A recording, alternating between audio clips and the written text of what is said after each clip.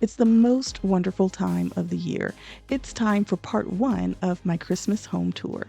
And this year's home decor was inspired by Rebecca Robeson at Kinwoven Ropes and Design and also by Martha Stewart. She teamed up with HGTV to bring on a new competitive tablescaping show called Table Wars.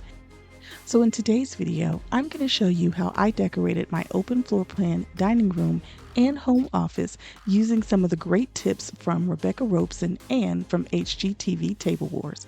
So let's get started. So let's get started in my dining room. Now, earlier this season, I went to my local Hobby Lobby and I bought so much faux greenery. I bought tons of Garland. I bought poinsettias. If you haven't seen my greenery haul video, I'll put a link in the description below.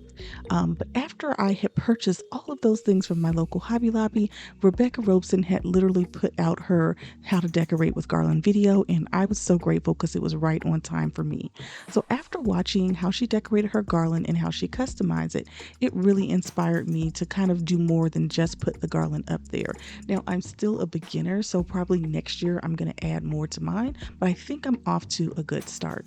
Now, I also watched a couple of episodes of HGTV Table Wars, and I noticed how they were really creating these really grand tablescapes, and they featured a lot of florals, and they were usually setting some sort of scene or telling some type of story. So I created this over-the-top look, and I really wanted to create some sort of a scene. So in the middle, I have my Santa sleigh. I've got custom wrapped gifts. I'm using more green and gold for that centerpiece for all the decor that's really inside of the sleigh.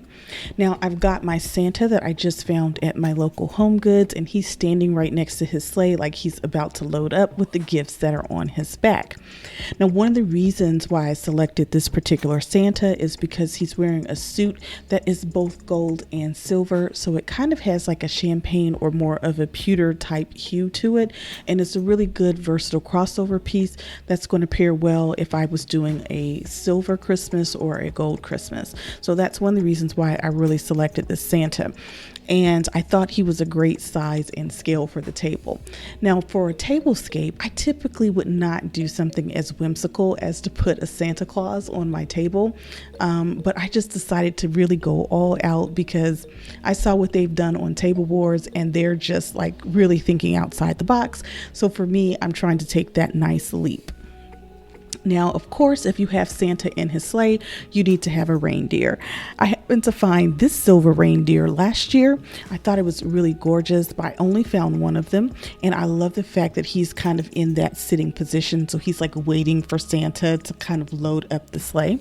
So I put him in front of the sleigh. And then when it comes to decorating all around it, that's when I loaded up the table with all of my garlands. And as you can see where I have that white poinsettia in the middle, that is that pre-decorated floral stem that I found at my local Hobby Lobby. And then I put in those kind of sage green poinsettias, and also I put in a few of the champagne poinsettias. Now, when it comes to the end of the table, I wanted to add just a little bit more height to the table. And I happened to find these tall candlesticks from Glitz and Glimmer. And I happened to find those candlesticks at my local HomeGoods. So I put them on the end to really just create a sense of drama and height to the tablescape. And then, of course, I weaved in just a few Christmas ornaments for just some extra added volume and to build it up a little bit more.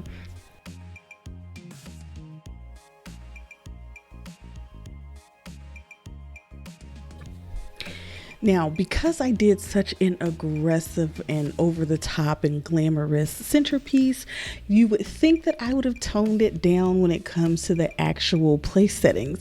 When I watched Rebecca Robeson's video this year that she did for Christmas when she helped that lady in Wisconsin decorate her like log cabin home, she did a great job. And she was saying that if you're going to go with a busy and glam centerpiece, that you need to keep your place settings, fairly simplistic. Well, I kind of ignored that because I was like, do I go simple and sophisticated or do I do the Table Wars? I decided to go for it and to do the Table Wars. So I have two different place settings in today's tablescape. Now, the first place setting I'm using my silver kind of over the top ornate silver glass charger plates. I absolutely love these charger plates. They have just such a beautiful quality to them, and it has a nice regal appearance when you add it to a table. Now, typically, if I'm going to use a charger plate that's this busy, this over the top, then I would keep, a lot of the other things on the table simple, but I'm just trying to go big. It is the holidays. If you can't go over the top for Christmas, when can you go over the top? Now, when it comes to the second place setting that I got, this place setting, to me, the star of the place setting is the actual charger plate again. I found a different set of silver charger plates, but this one has more of like a peacock style pattern, and it's a really glamorous charger plate as well. So because that charger plate is over the top, I'm keeping a very simple white dinner plate, and of course then I'm going with just a little bit of bling when it comes to my salad plate. Now, those salad plates I also found at my local HomeGoods, and I think that they make a great complement with each other. All right, so now it's time to talk about my home office. For those of you guys who are new to my channel, my home office is one of the most utilized spaces in my home. Both my husband and I consistently work out of this space, and we do have a lot of conference calls that take place in this room. So it's very important that we keep a professional look and that we don't put up decor that is really distracting. And also, I really wanted to stick with my color palette instead of getting carried away with the seasonal decor. So a while ago, I happened to find these lamps from Uttermost at my local HomeGoods. I had put them in one of my haul videos. I was so excited about these beautiful champagne lamps, and I thought these driftwood lamps from Uttermost would just be a great addition to my home decor collection. But honestly, I had no idea if and how I was going to use them.